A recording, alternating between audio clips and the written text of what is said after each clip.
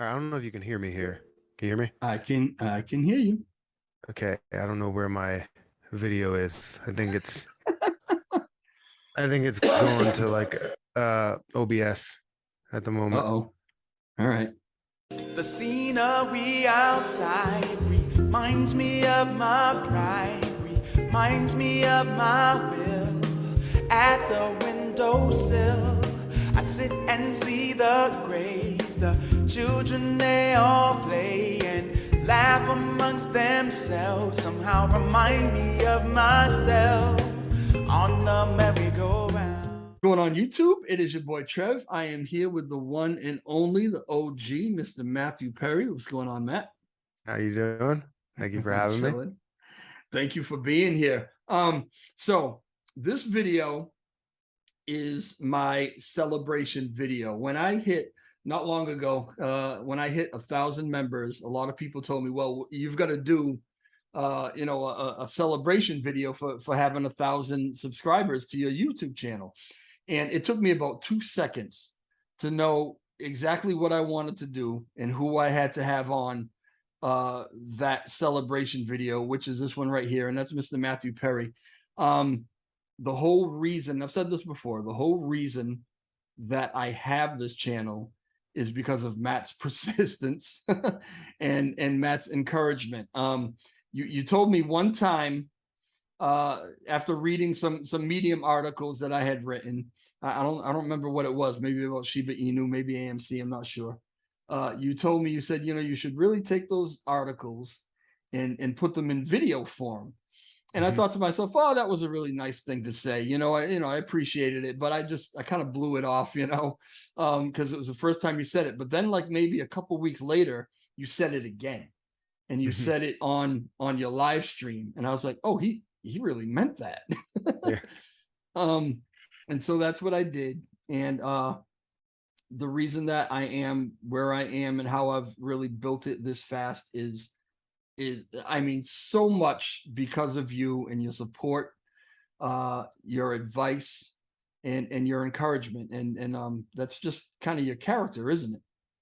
Yeah. Yeah, definitely. I always try and help out, especially, when I see someone that, really has potential in an area, in a space, and a way with words that, you can express that on paper, you can definitely express that on video. So I felt like you definitely had a talent, and all people had to see was that just that little bit of light, that, light at the end of the tunnel there, or I guess, for lack of a better term. But once they saw it, you could see that they resonated with it. You have over 1,000 subscribers at this point, 1,270, I believe, or something like that. So Somewhere around, yeah, somewhere around there, yeah. yeah, That's pretty good. Probably about 1,000 of them I owe to you. I mean, like I said, all I did was just shine a light on it. They subscribed to you because of the fact that you were either speaking the truth, or you just had a way with words that they just felt like they needed to subscribe. So Yeah, it was a probably like 10% me, and I feel like 90% was you bringing them in and uh, being like, hey, I mean, I appreciate that. yeah. I don't necessarily agree with that assessment, but I appreciate that. But this video is about you, because you let us into your life, like really no other YouTuber does. Mhm. Um, you're as you always say, you're very transparent, and Mhm. that even goes to the point of being maybe so transparent that sometimes it's to your detriment, because you've had people contacting family and friends acting like they're Mhm. you, right?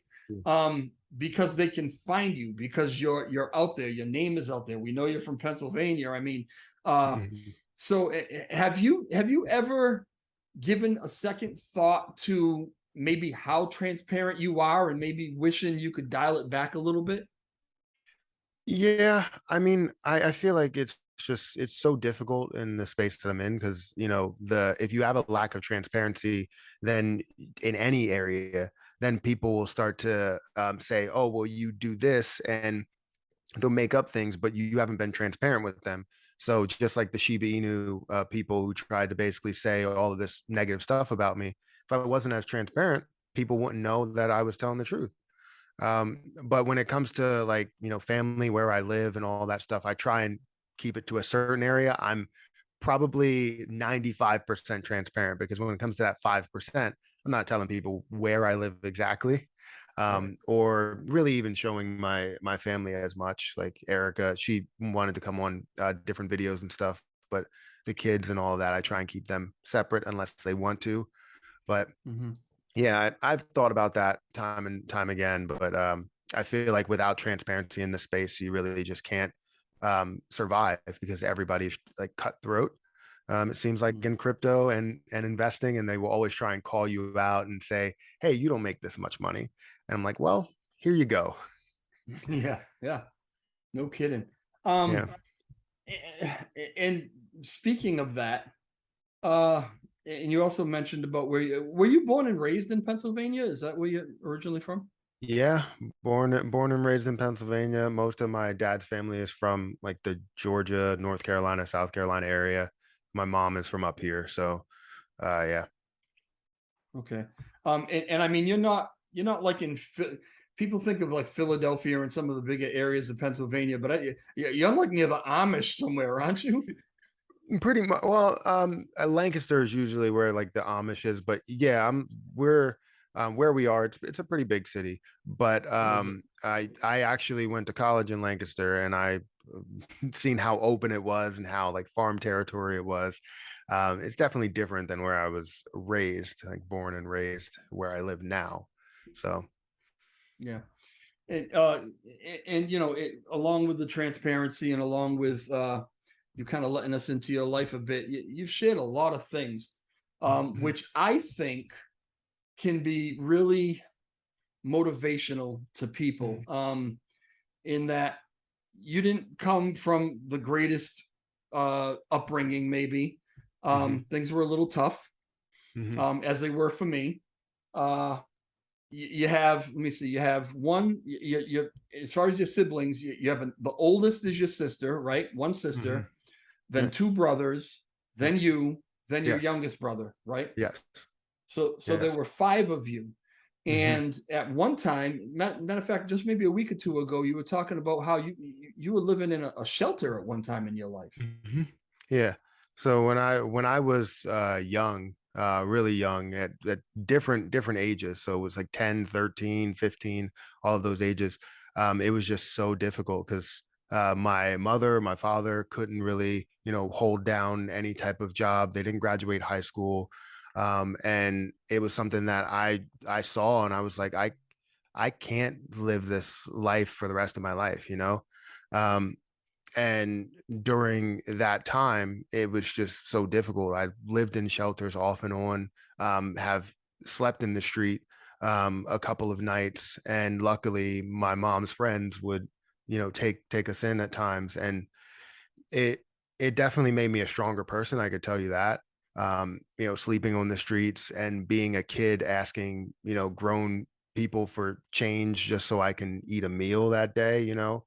It really hurts you when you see anybody else in that situation. So I know a lot of times uh, people will express how much they hate the fact that I give to homeless people, and it's because if they chose to do the same thing they do to homeless people now, like I could have been that person that they decide, I don't want to give this person $1, and Mm, I could have been starving that day. That's why I will give to somebody, even if, you don't know what they're doing with that money. But there could be that one person out of 10 people. There might be one person that actually needs it. And I will always do that. I will always give to somebody. So yeah, it was definitely a tough time. I'll tell you that. And I just smile because I kind of smile off the sadness at that point. yeah, well, yeah, I mean, you're either going to go one way or the other, right? Yeah. You're either going to try to smile and better the situation, or you're going to wallow in it. Yeah. Um, and there are, uh, I'm sure we're all aware, there are many people in those kind of situations, who don't find whatever it is within them Mhm. to get themselves out of it. And then we have this generational thing where generation after generation is just the same lifestyle. Nobody actually breaks out of it. Yeah. What what was it? What was it in you, or where did you find it? Where did it come from Mhm. to go from living in the street, or kind of on the street for a little while, maybe in a shelter or whatever, to Mhm. graduating college and being kind of the man in the position that you're in right now? Yeah.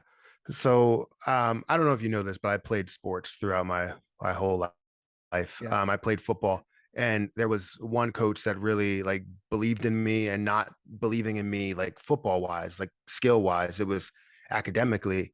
It was, with my, just who I am as a person. Coach McKnight, I still, talk to him on LinkedIn. So I'll call him out, and hopefully he sees this video.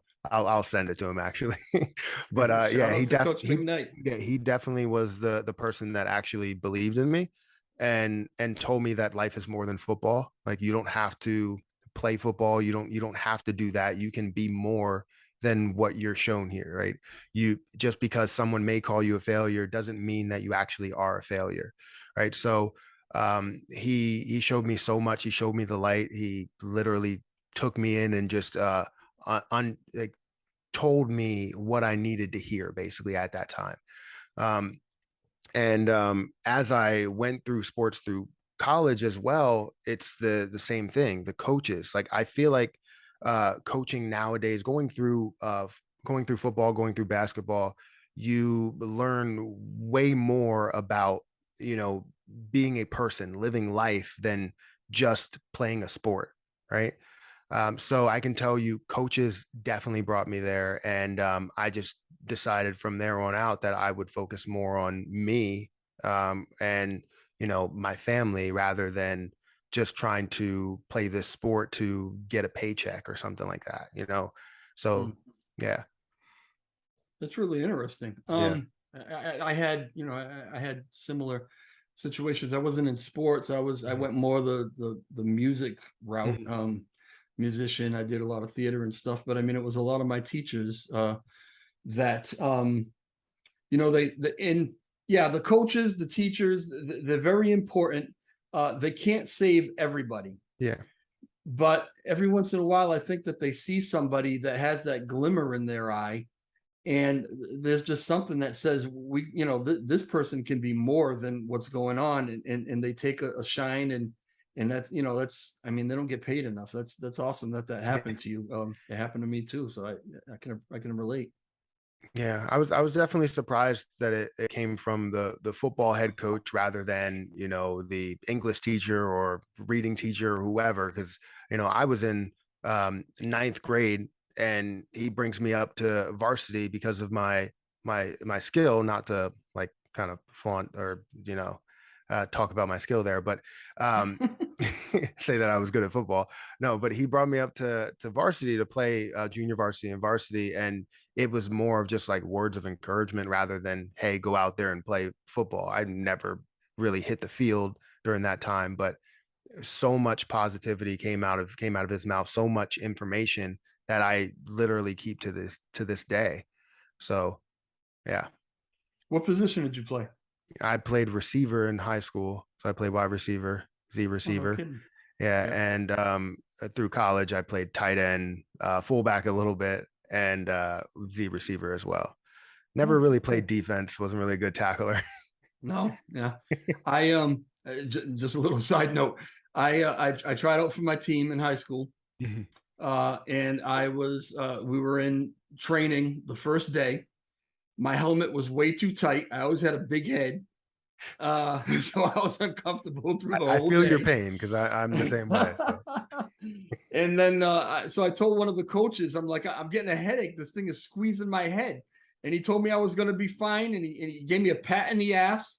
And that was just a little too weird to me. And I never went back. I can understand. I can understand. Anyway, all right. Yeah, no, that's awesome. Now, Yeah. are your brothers and sisters, or is everybody around? Do you still like, what's the family dynamic? So my brother is around. Both my brothers are around. My sister lives in another state, but she is around. Well, actually, she just moved back. I lied. So she is more around, and my mom is around. But my dad lives down south, so he's not really around as much. as he was when I was younger. So So he went back to kind of where he was from, kind of thing. yeah, yeah, he went back down there, I guess, where your roots are. I was down there a couple of times. I just don't know where he actually is. Oh, okay. All right. Yeah. Well, all right.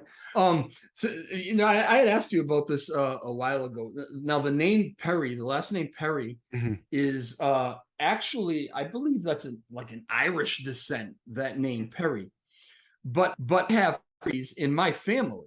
We have a lot of Perrys in my family, as a matter of fact. And nobody's gonna. If I told you what I was, you wouldn't even know what the hell it was. But let's just say Portuguese. It's close to Portuguese, right? And so there are a lot of Portuguese that have that name in this area. Mhm. And if talking to the viewers, if Matt was at one of my family outings, nobody would think twice. So I had to ask you what your nationality was or where you came from, because I'm Cape Verdean. You might know what that is, you might not. But Matt very easily could have been Cape Verdean, and I find out he comes from a kind of a mixed culture. Mhm. Um, and you're not really 100% sure exactly what it's all made up of, are you? I'm not. I wanted to do one of those like 23 and me's to figure out what I am, because Yeah. I just classify myself as black and white. And my mom's white, my dad's black. So like I don't know where that comes from. I know that a lot of people are like, "Hey, are you related to Tyler Perry?" And what the funny thing is, my family all comes from the same area he does. So it's quite possible, but there's a lot of different Perrys that are out there that I see with different nationalities. So I don't I don't know the answer to that, but I do want to know. You actually do resemble Tyler Perry. I thought That's it what from a the lot of people first say. day. Yeah, I mean, you really do. I mean, if we could dress you up in like women's clothes, I bet you could play Medea. Probably. I'm gonna need like a heavier suit though. I can't Hey, just I go the way wanna I am. I wanna read you something now. You and Erica just had your anniversary, yeah, Sunday. Yes. How many years? 6. 6 years. Yep. Congratulations. Thank you. That's awesome. Thank you. Do you know that yours and my anniversary is in 3 days? Really? Oh, that's cool. I'm That's gonna, cool. I'm gonna, I'm gonna read you something if I can. Yeah, I got it right here. So, all right. So for anyone who doesn't know, um, I found Matt's channel while during the whole AMC craze. I was listening to all the regular guys. I was listening to Trey. I was listening to TMI. I was watching Matt Kors. And I liked them all, but there was also things about them all that it didn't satiate me, so I needed to try to find someone else. I kept looking. I came across Matt's channel. I'm like, this dude kind of sounds intelligent, knows what he's talking about. What I also liked about the channel, and you might not have liked it at that time, but it wasn't quite as busy as maybe some of those other channels, right? Yeah. And so being the kind of attention needy guy that I am, um, I knew that I could ask questions like in the live chat and have the chance of you actually answering them, which you did. Mhm. And I saw you answering everybody's questions. It felt more family, it felt, and I love the transfer, everything about it. I really loved, right? So I joined the Discord, I joined the Patreon, and I chatted with you. I don't know how much of this you remember. I chatted with you a little bit about the Discord and Mhm. the fact that there wasn't a whole lot of activity in the Discord at that time, right? Mhm. So let me see, let me back it up. I've got it right here. I pulled it up. This was so funny. Uh, oh my goodness. I do remember a lot of that. I do remember that time. Do you? Yeah. All right. I don't remember I what I had it. said, if that's that's what you're Well, getting at. But yeah. okay. Um, all right. Oh, here it is. All right, I got it queued up. So we talked about a couple things, but on September 14th, 2021, at 7:30 p.m., I wrote you a message on Patreon that said, I'd like to nominate myself as admin of your Discord. Because at the time you didn't have an admin, you didn't have anything, right? And I said, I mean, really, who's more fair and impartial, not to mention loyal than I am, right? You didn't answer me, which became a trend over the next year. That happened. Yes. So the next day, September 5th at 4:17 p.m., I said, "Does the proposal have you so speechless with joy?" Right, being a smartass. And finally, you got back to me, and you said, "Yes, so much joy." And you asked me, you said, "I can." You said, "I can make you an admin, but first tell me what you plan to do as admin." So now I had to audition, right? Now I had to, um, and I'm not going to bore everybody with the next part of this because I put together probably 2 or 3 paragraphs of exactly what I was going to do as admin, in my style of over explaining. Um, and it probably took, I remember it probably took me about a half an hour to write this because I kept going back and correcting it and changing things. It was very eloquent. It took me a long time. And your reply to it was, "Yeah, that sounds great." And from that I think day on, yeah, I think I God, wanted to make sure. I think I wanted to make sure that you were serious about it. And from everything that I read, one, I struggle with a lot that's on one page when there's a huge amount that someone writes. yeah, Well, now you do. You probably didn't know then. yeah, But I wanted to make sure that you were serious, and it did seem like you were serious. That you had great intentions for the Discord and everything else that you could be admin for, and it showed, obviously. yeah. So Matt made me admin of Mhm. his Profit Hands Discord. Mhm. Then when the Shiba Inu Discord was created, I became admin of that one as well. Mhm. I'm moderator in his live chat. Mhm. Yeah, the 15th of this month last year, I really, if I had thought back about it, I was thinking, oh, it's probably been about 2 years. It hasn't even been a year. Um, and Wow. I know, right? Yeah. A lot has transpired. I notice in you, and I don't know if you're cognitive of this. I noticed a huge change in this last year, in you. Now, when I first jumped into your live stream and became part of the the Discord and all, uh, Matt, like I said, it was all about AMC. And Matt, if I remember correctly, you've even said you were like probably the first, one of the first, if not the first, to really start talking about AMC, right? Yeah. Probably one of the first three people, I would say. Yes. Okay. Um, and then out of wherever comes Trace Trades and Matt Kors and all these guys, and they've all got certain things about them that made them very, very popular. All right. But they all, TMI specifically to me, actually, all acknowledged that Matt was the AMC OG. Okay.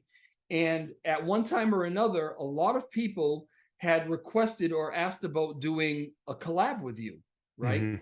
And what was always your answer? I'm not really a collab person. Like Yeah, that's not yeah, how I usually do things. But I start to grow a little bit. So yeah. Very, very shy. You would even say that maybe you were a little socially awkward.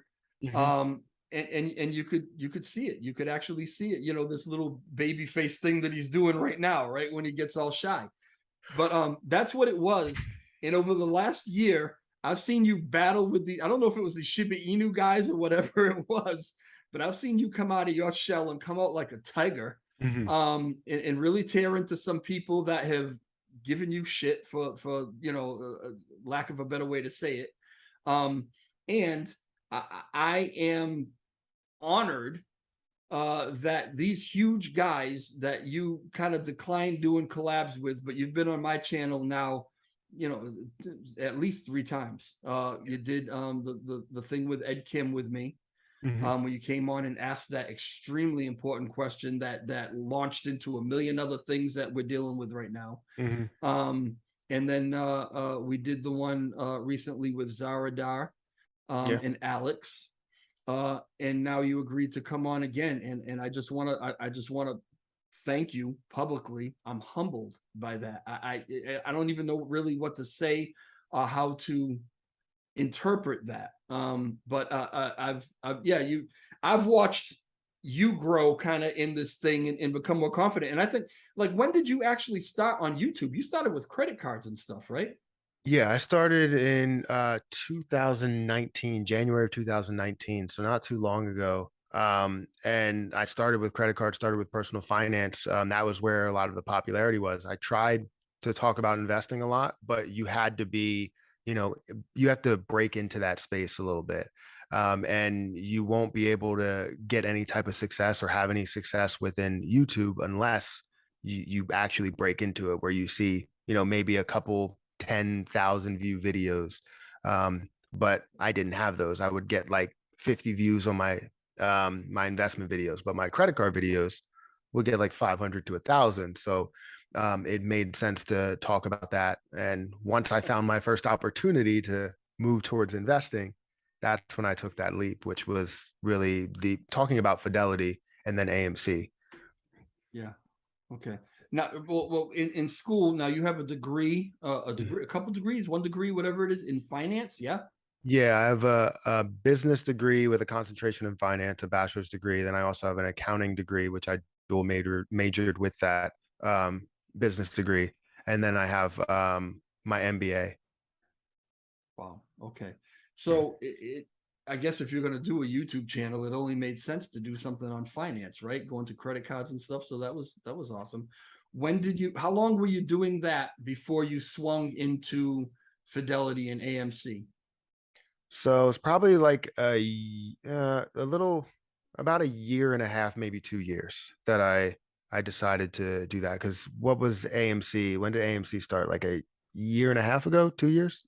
Yeah, That probably about a year and a half ago. It's yeah. maybe 2 years, under 2 years, I would say. Yeah, because about that time, that's when things started really getting like crazy because we had stimulus checks, which I was talking about stimulus checks for a while to give people information about when they can get that.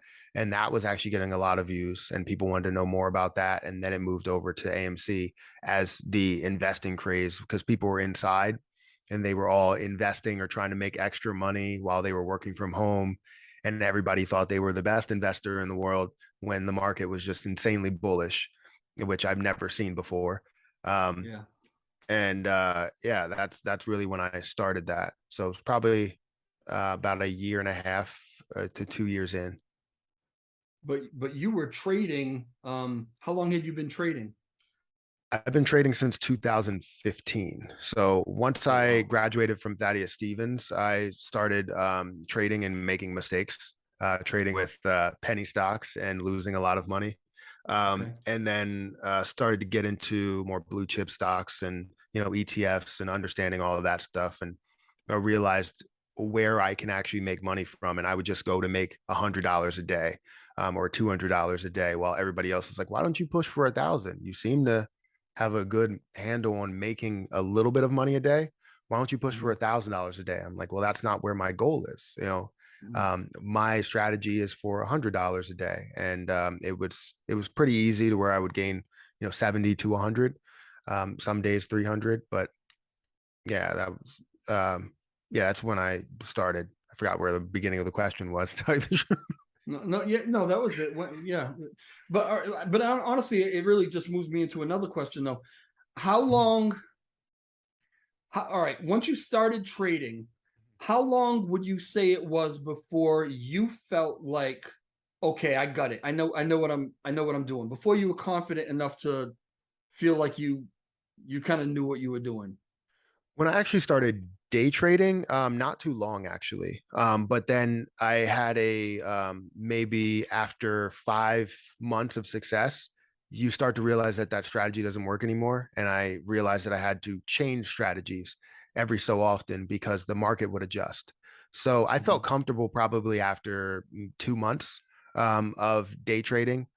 Swing trading, I can say that I still don't feel that comfortable at times because the market is ever changing. And when you look at it seasonal and when you're looking over swing trades, it's month to month to month. It could be 6 months of a swing trade. And then you have so much change in the market. So I'm still not 100% adjusted to that. But day trading, like 3 months, as long as you apply yourself, you can become successful within those 3 months.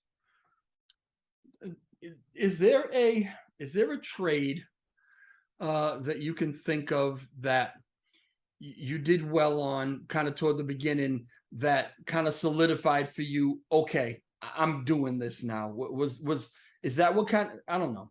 I guess what I'm asking is, I guess everybody kind of dabbles and we try it and we're like, Mhm. are we really, is this something I really want to do? Am I going to be good at it? And then sometimes there's that one trade that hits that's like, okay, I'm king of the world now. I know what I'm gonna. Did you have anything like that? I can't say I had that one trade that will get me there, but I definitely had a series of trades. Because if I was looking to trade for $100 a day, I just knew I wanted to know that I would be successful, at least one time out of five.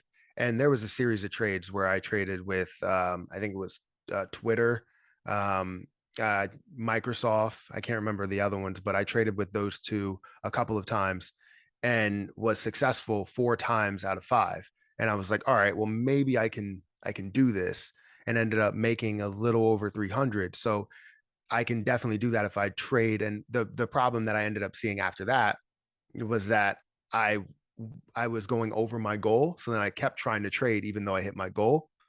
So Uh-huh. yeah. So then I, Right. I realized after I made that over that 300, the next day I ended up losing quite a bit. I made over 120 and then lost all of it because I kept trying to trade. But yeah, I can say there was a series of trades, not like one trade. I know everybody has that aha moment where it's like, I made $2,000 on this. I wasn't searching for that. But if I was, I'm sure I would have had, maybe something with like Amazon or Facebook or something. But Yeah. It's like when you go to the casino and you hit a blackjack and you get, instead of walking away from the damn table, right? Now you're king shock, whatever. that's Um, exactly what it is. I see that with yeah, a ton of people. They'd make that mistake. You make your money and you have a set goal, stick to that goal. yeah. But they don't. They just keep going. You said that you were originally looking for if you could be successful one time out of five, which is like a 20% Mhm, success rate, which is actually pretty high for a newcomer. mhm, For new investors, right? The stock market, crypto doesn't make a difference. Is one of It's weird because you can actually have more kind of failed trades than you have successful trades. mhm. But depending on how much you made on those successful trades, you could still be in the green, Yeah, right? 100%. So, would you say over your career that you've maybe had more successful trades or more not successful trades? I've had more not successful trades. I've Yeah. had days where I've had 10 trades go against me, and I've still ended up winning out of the deal because I made so much on one trade out of it, which typically I'm looking for a 5-to-1 win to loss ratio. So if I'm looking to Mm-hmm. make $100, I'm willing to lose $20 each time. But then you always have that one trade that may just blow it out of the water, and then you end up putting your stop loss at where your $100 will be. And if it continues to run, you take your profit wherever you feel like taking your profit. But if it comes back, you still made $100 out of it. Hopefully that makes sense. Um, Yeah. so yeah, I would end up doing that. And in my lifetime of trading, I can say that I've had a lot of failed trades, a lot of trades that went against me, but I've made way more money than what I've lost. I mentioned to you earlier in this that back in my younger days, I used to sing, um, and people like to think that they can sing, but maybe sometimes they really can't. um, and it's something that if you have a natural talent for, if you have a knack for it, you can be trained to be really good. Hmm. But there are some people who will never ever be good at it because they're just tone deaf, right? So with trading, uh, would you say that, like, for new traders, maybe people who are watching this who are just getting into it, Hmm. is there a such thing as a person who should just give up and never trade again, or can everybody be taught how to do it? Not everybody can. So there's probably a large majority of people that can be taught how to trade because they have the ability to be disciplined. But there are some of those people that will just not be disciplined. And if you have no uh, you know, discipline, like not a single discipline bone in your system, right? And I feel like you're not going to be able to be successful there. And the reason why I say this is because if you have a failed trade, especially day trading, if you have a failed trade, um, and it's going against you, you have a stop loss, accept that stop loss. People will let it run until the end of time, and lose out on their entire investment. People will also not sell at the right times whenever they feel like they need to sell. So if you're not disciplined, you're never going to be successful in that area. Yeah. But majority of people can do it. I think discipline is the first place you start. How do you know? How do you know? Like what would be the clue to tell somebody, this is never going to be for me. I should get the hell out of here. I can't say that I've seen it in like a person that I've taught how to trade. I don't really teach like many people specifically like, how to trade there, but now I'm starting to really get into that with Patreon, Mhm. especially people around me. But I haven't really seen that person yet, but I know that person exists. Yeah. Yeah. Yeah. It might be me. I'm not sure. The You never jury's know. out. If you feel like you're failing time and time again, I guess maybe that can be a red flag, but I have to figure out what that red flag is before I can, tell people about it. Yeah. No, I mean, in all honesty, I'm kind of amazed at how well I'm doing now. It started off really, really rough, really rough. Well, And I the, thought, go the ahead. funny thing is that's how it is. I was just talking to somebody on Patreon for one of the one-on-one meetings yesterday, and they were telling me, it started off rough where they lost thousands of dollars, tens of thousands of dollars on their investments. And then they were able to make more money after the fact because they learned from that. You start off Mhm. rough, if you fail really big and you get up from that, it means way more than you making $2,000. Yeah. Well, yeah, yeah, we've all heard those stories. The people that when I say it's been rough, not nearly as bad as the people who have lost thousands and thousands of dollars. I Mhm. have very strictly stayed to, I know my place. I'm not a big money guy. You know what I mean? I very strictly stayed to not investing any more than I could. If I lost it, I wouldn't miss it. Okay. Well, you And were that's worried what I've about done. you not having discipline, and you're speaking about how you have so much discipline here. Well, in some areas, I have no discipline at all. In some areas, but when it comes to my money, Yeah. anyway. But no, I did. I think I've been really good with that. Mhm. And there have been times that I've wanted to kind of go all in, sort of, and say, I'm really I'm gonna put more money in than. And I've said, no, you can't do it because as soon as you do that, you're going to lose it. And then what are you going to do? It's gone. Mhm. So I have been really good about doing that. Even with doing that, I have lost some of that money that I was okay losing, and I've learned some lessons from it. But I think I've learned how to, and from you very much listening to the live stream every day.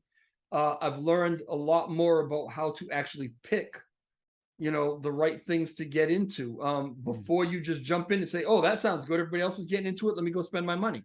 No, you want to know, what's the market cap, what is the circulating supply, and the the total supply. There's so many things that you want to know about it. You want to know about the project, about the people that are running the project. There's so much things to know before you go ahead and just kind of FOMO in. And I learned that from you. I appreciate that, and it has been working pretty good. I'll say, I'm not a millionaire yet, but we're getting there with some of these things. When did you transition over to crypto? Because you started with, like you said, Fidelity, AMC, but Mhm. when did you start getting interested in cryptocurrencies?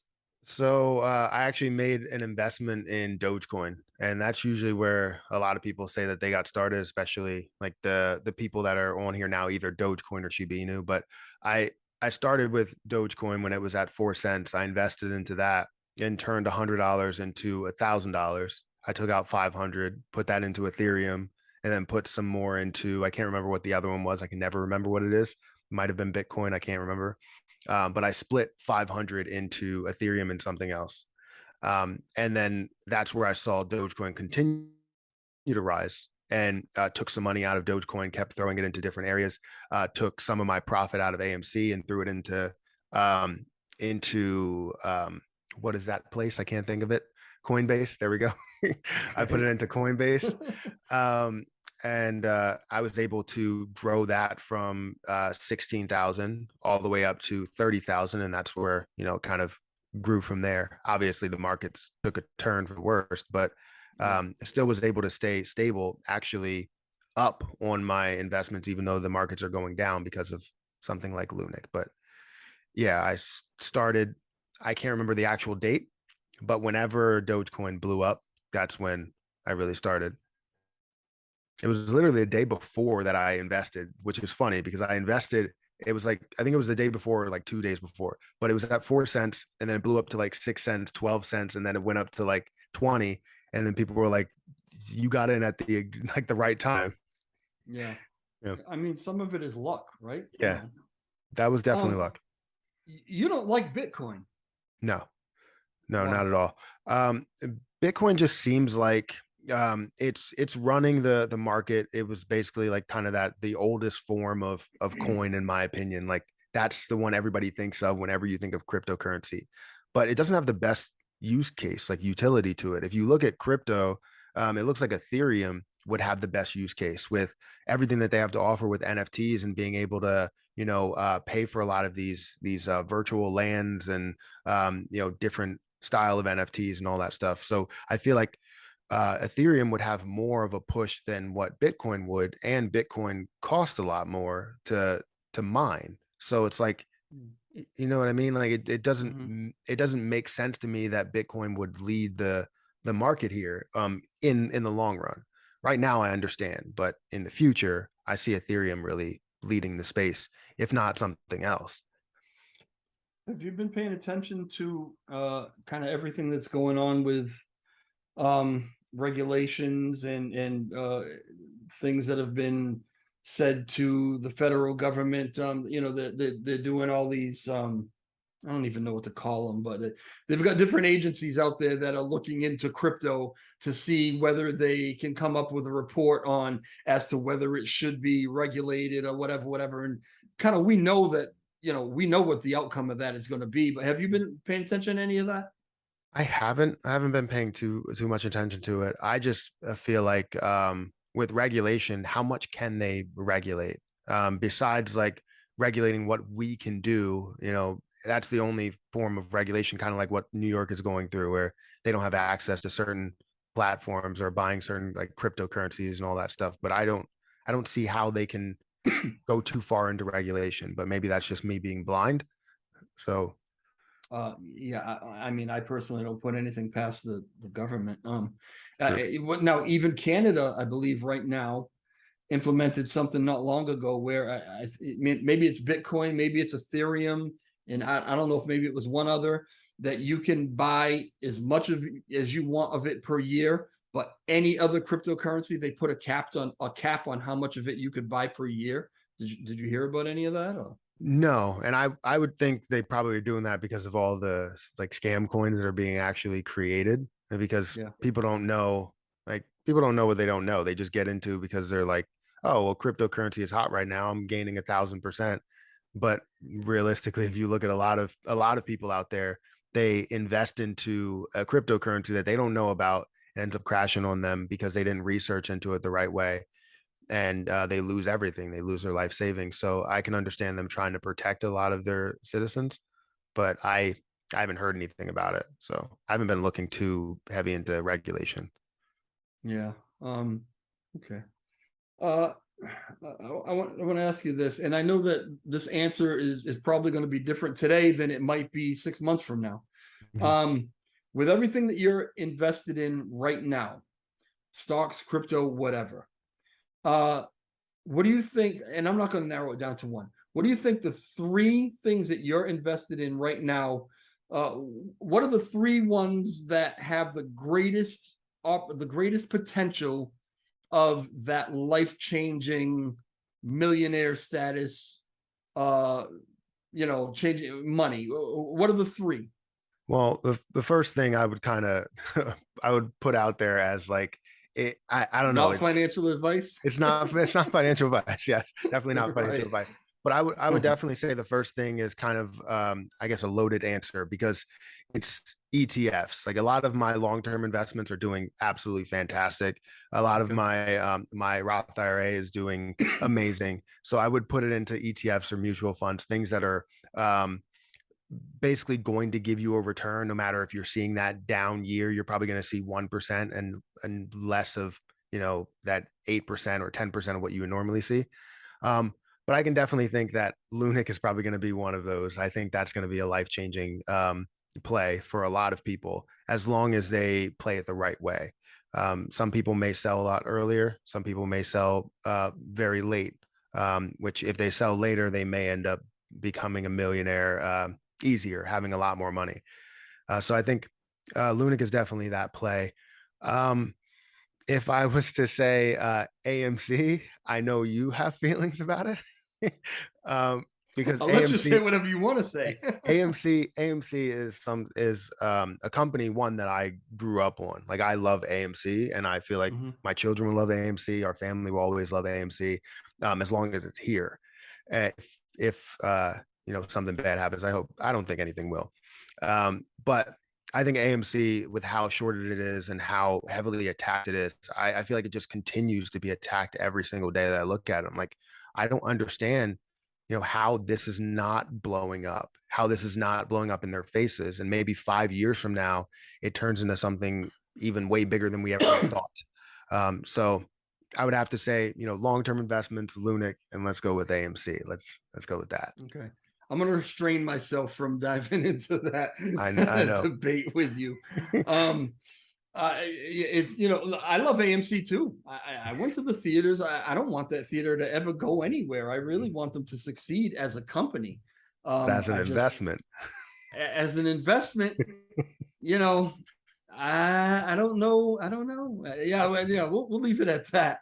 I think I told you one time. I, honest to God, have a box of popcorn in my cabinet that's probably been there since like 1989. They're making popcorn and delivering popcorn to people. I don't know. I don't get it. But anyway, Yeah, I mean, um, I think it may be me. I'm a huge popcorn fan, so we have a yeah. lot of popcorn in our pantry. All right. Well, I hope it works out. I don't really, I don't want anybody to not make money on it. Yeah. I'm Yeah, just, I I hope it used to works see out it. too. You never know how things are going to go, especially with how manipulated the markets actually are. And that may just be my opinion and a lot of other people's opinion, because we can't really 100% prove it that it is Hmm. manipulated. Hmm. Um, but yeah, I think with how manipulated the markets are, you never really know how it's going to go and how people are going to react. So Yeah. All right. Um, all right. I'm not going to hold you any longer. I'm sure you probably have a million videos to go make. This man puts out at least three videos a day, right? yeah, yeah, it's Along three video. Go ahead. along with the live stream in the morning, which you've been getting up with the roosters lately. Um, up really early, right? So we've got the live stream every morning. We've got the golf channel, Hmm. the Matt Reacts channel, Hmm. the gaming channel. Are we still doing something with the Shiv Burn channel? I'm trying to we have a lot with the members, so we do have like member revenue and stuff like that I still have to burn off. But it's just so difficult looking at Shib and not seeing, you know, the output that we expected from the devs that I still want to do it, but I want to make sure it's making a difference. And I think Right. it is with just excitement around the burns actually happening, but it seems like it's not really doing a dent. How much we're doing, the burns are not really doing a dent unless they implement something. So we're still doing stuff. Yeah, well, we're waiting to see what they're going to implement. They're not very happy with me right now. I can tell you that. Yeah. I've been Nah. thrown out of here and there. Yeah.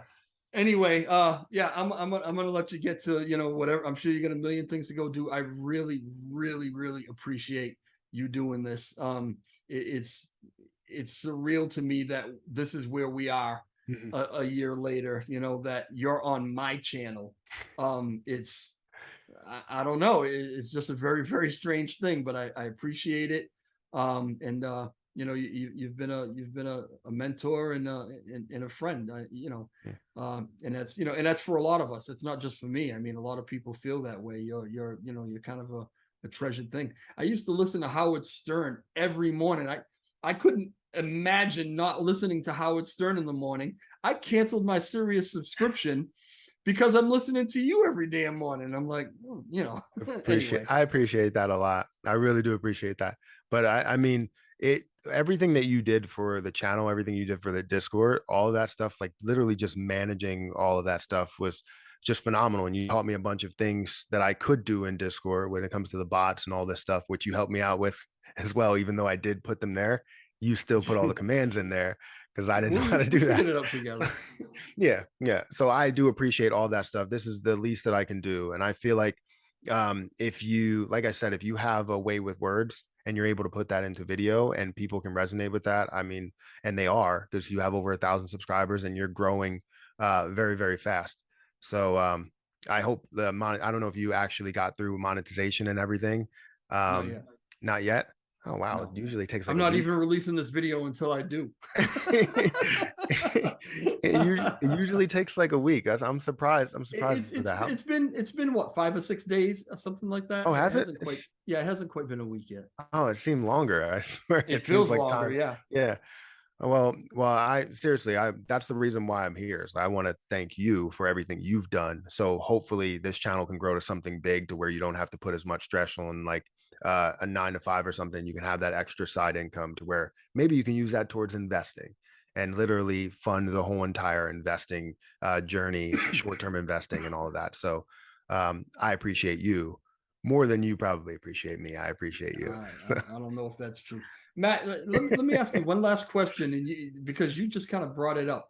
Mhm. When you made that decision to leave your 9 to 5, Mhm. I thought you were crazy. Because we had just watched so many other big YouTubers in the middle of their stream all of a sudden lose their stream. Everything was gone, right? Yeah. And it was up to the community, drove YouTube crazy to get these people back on. But for a little while, they thought that they were done. They Mhm. thought that their YouTube career was over. They're trying to think, should I go to Twitch? What do I do? Right. So YouTube didn't seem like a viable, reliable option. Mhm. And you've got a family and a house and all these things. Were you a nervous wreck when you made that decision? No, I wasn't. Because Really? one, I realized kind of very quickly what they were probably doing wrong that made YouTube want to cancel their channel, which actually I thought about that and what I thought of might have been wrong. But anyways, they were streaming very, very long, and the amount of spam and stuff that was coming through was probably the reason why you saw them cancel out of nowhere because the spam that's coming through. Um, so I know that that was a big factor in it. I wasn't a nervous wreck because I knew how much I have in reserves in my long-term accounts that I could probably pull out if anything went wrong. But gave me the opportunity that I wanted to have for the last year. If you don't know, I worked for a hospital. I was a I do know. financial analyst, Mhm. and it was a pain to have to work 10 hours or 11 hours and not be able to spend time with the family. And I noticed how much I was making more on YouTube. I was just like, well, I can fund this, and if anything goes wrong, I'll have this to as a backup, and then I can just go back to my job or back to another job if I need to. So I wasn't really a nervous wreck. I knew what I wanted to do a year before that decision. I was just waiting for the right opportunity because you know me, I always want to help. So with Mhm. them, they seemed like they needed help for that hospital to fully function. So I wanted to be there for them. But then when they realized that, they were like, oh, well, you know what? We're trying to move everybody to corporate, but we offer you a way out by giving you a severance. I was like, sure, I'll take it. If you're going to pay me to do what I wanted to do a year ago, yeah, sure, I'll take it. Oh, I didn't realize. I didn't realize that that was the case. I just thought you put in your 2 weeks and you were out of there. No, so I told my boss about it. I was like, yeah, I don't want to work here anymore. because I'm transparent. Sometimes I'm too transparent, like you said. I was like, yeah, I don't want to work here. I'm making so much money elsewhere, and I also, feel like, many people are not appreciated here. Um, Yeah. and he was just like, well, we kind of we need what you're doing right now, so if you can just think about it, we can talk about it another day. And we talked about it pretty much every month, and then eventually came Excuse that me. decision. Yeah. Eventually came that decision, and it was just like, yeah, we'll part ways. And I still talk to him from time to time, but it was just I think it was the best opportunity. Yeah. And it doesn't seem like you have any regrets. Oh no, not at all. Yeah. Not even a little bit. Trying to talk Erica into maybe moving in the same direction. I think you said Uh something about. yeah, I was talking to her about it because she wants to spend more time with the kids as well. But the insurance and all that stuff that comes with a regular job obviously fits Yeah. well. Yeah. So I was like, Olga and I were just talking about that because yeah. I mentioned the day that you had said something about maybe Erica talking to her about maybe jumping on doing something on YouTube. She mentioned that about the insurance. Mhm. And yeah, that would be a tough one. I don't know what it's like in Pennsylvania, but um, being like an independent contractor like I am now, I mean, for any kind of decent medical, dental, vision, I'm paying well over $500 a month, Mhm. and it's so that wouldn't be an easy thing. Now, what would she do? Were you thinking about her doing like a channel about something? Or Well, we were doing a podcast before, and she wanted yeah, to like restart that and just do the podcast. It's always fun to stay up to date with current news. Um, so she wanted to continue to do that. And I don't know if that will work, because if she doesn't ever want to do anything, we have to post something, or else if we don't post anything, then the channel kind of goes downhill. yeah. You need to stay consistent and all of that. So maybe we'll do something like that, but I'm not sure. And she also loves to work out, so maybe workout stuff, but I don't know. We watched one video with the two of you. Olga and I watched one video with the two of you did together, and it was one of your reaction videos. Hmm. And I forget what you guys were reacting to, but you were both reacting to it. And sorry, but Erica stole the show. He's Um, hilarious. She she's hilarious. she's so She's so funny. like, yeah, she's so like low key funny. Yeah. No filter. Yeah. The f bombs flying, and Olga loves that because she's the same way. That was a great video, and I always wondered why you guys didn't do more together. I think it would be wonderful. Yeah, we definitely can think about doing stuff like that. But we have to talk about it, especially, with the kids. Like right now, she's taking care of bedtime routines. So Yeah, I'm gonna let you go so you can go yeah. do bedtime stuff. I know you said something about taking your bath on Sundays. I don't know what you got going on, but uh, My you bath, no, told me my something bath about. on Sunday You said Erica would be mad at you if you skipped bath day on Sunday. I don't. for the kids. Not me. I know. I'm just messing with you. All right, brother. I It's will funny. talk to you tomorrow morning in the stream. Thank you Yeah. so much. Yeah. Thank you. Yep. Have a All good right. one. Take care.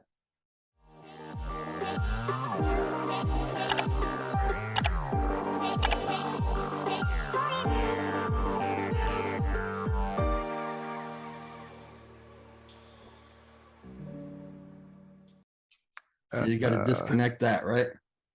yeah. Here you There are. you go. All right. Perfect. Yeah, I see you. It's a little choppy, but I'm sure it'll clear up. Yeah. Yeah. That's the same thing that happened the last time. What's going on, man? Not much. Not much. I just had to cook dinner. And it was a lot to deal with. We had tacos today, not on Taco Tuesday. So No, Taco Monday. yeah, yeah, exactly, exactly.